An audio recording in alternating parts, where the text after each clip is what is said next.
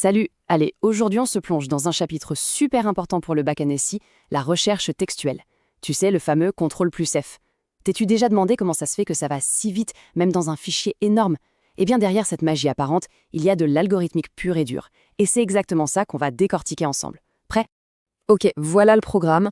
On va commencer simple, avec l'approche la plus évidente, puis petit à petit, on va monter en puissance pour arriver à un algo vraiment malin et rapide.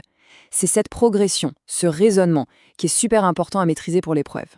Bon, on part d'un truc que tout le monde connaît, le fameux contrôle F. On veut trouver un bout de texte quelque part. Ça a l'air simple comme bonjour, hein, et pourtant c'est un vrai casse-tête algorithmique. Et voilà la question clé. Le but, c'est pas juste de trouver un code qui marche. Ça, c'est le minimum syndical.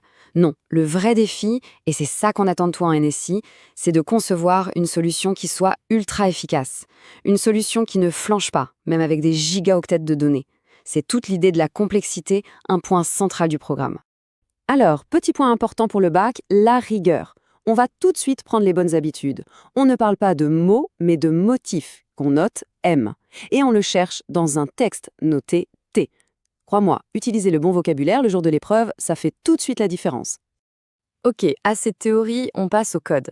On va commencer par la première idée qui vient à l'esprit, la plus simple, la plus directe. On l'appelle l'algorithme naïf. C'est pas pour être méchant, hein, c'est juste son nom officiel. Regarde ce schéma, il explique tout. L'idée, c'est ce qu'on appelle la fenêtre glissante.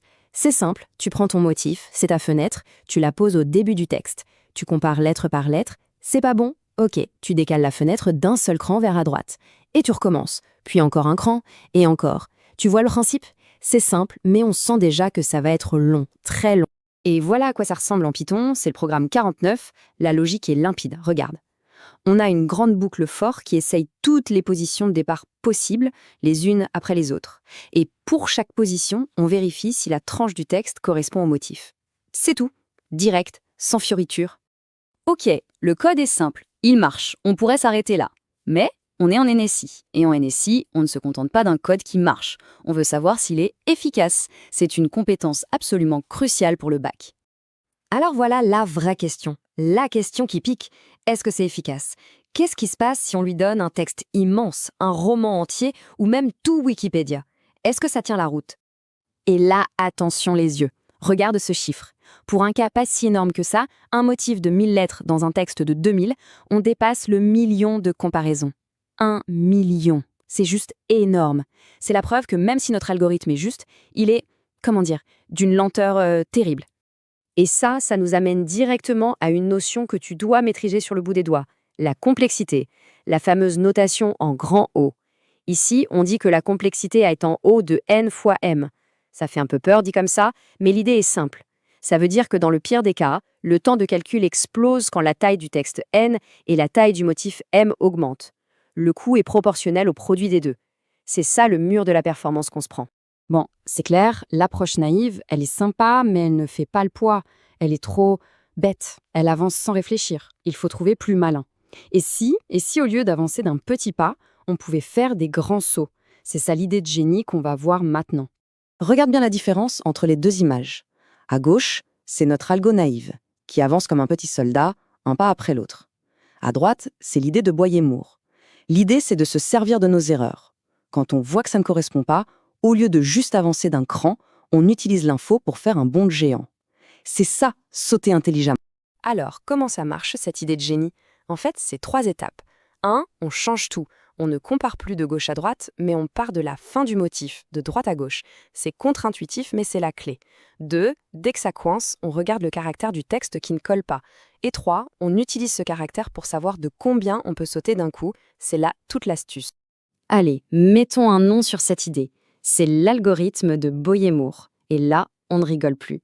C'est une solution de niveau professionnel, une de celles qu'on retrouve dans plein de logiciels que tu utilises tous les jours. Le cœur du réacteur de Boyer-Moore, c'est ça, la table de décalage. Pense à ça comme une sorte de GPS pour notre recherche. On va la calculer une seule fois, au tout début, en analysant juste le motif. C'est cette table qui va nous dire « Ok, tu peux sauter de 5 rangs » ou « Attention, saute seulement de 2 ».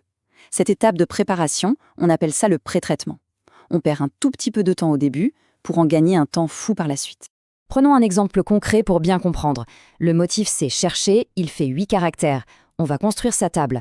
Regarde le E, sa dernière apparition est à l'index 6. La formule c'est simple, longueur moins 1 moins index. Donc 8 moins 1 moins 6, ça fait 1. Le décalage pour E est de 1. Et pour le dernier R, il est tout à la fin, à l'index 7. Donc 8 moins 1 moins 7, ça fait 0. Ça veut dire que si on tombe sur un R qui ne correspond pas, on ne peut peut-être pas bouger du tout. Logique, non? Et voilà le code Python complet, le programme 50. Regarde bien comme il est structuré, c'est exactement ce qu'on vient de dire. Il y a deux parties bien distinctes.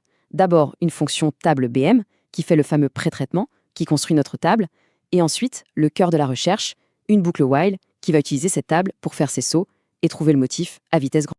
Ok, super. On a vu le code, la théorie. Maintenant, le plus important, on résume. Qu'est-ce que tu dois absolument retenir pour tout déchirer au bac sur ce sujet? Voilà, ça, c'est la diapo à connaître par cœur. C'est le face-à-face final. Naïf contre Boyer-Moore. Tu dois être capable de comparer les deux sur chaque point. Le principe, l'existence ou non d'un pré-traitement et bien sûr, la complexité. C'est ce genre d'analyse comparée et argumentée qui te rapportera des points au bac. En résumé, pour le bac, ce qu'on attend de toi, c'est bien plus que de savoir coder. Tu dois savoir expliquer comment ça marche. Tu dois savoir analyser pourquoi c'est efficace. Et tu dois savoir justifier pourquoi Boyer-Moore est bien meilleur que l'algo naïf. C'est ça la vraie compétence NSI qu'on évalue. Et pour finir, une question pour aller plus loin. Cette idée de pré-traitement pour accélérer les choses ou d'utiliser une erreur pour être plus malin la fois d'après, ce n'est pas juste pour la recherche de texte. C'est une idée fondamentale en informatique, on retrouve ça partout, en bioinformatique pour analyser l'ADN, en cybersécurité pour chercher des virus. Bref, ce que tu as appris aujourd'hui, c'est bien plus qu'un chapitre pour le bac, c'est une façon de penser qui te servira tout le temps.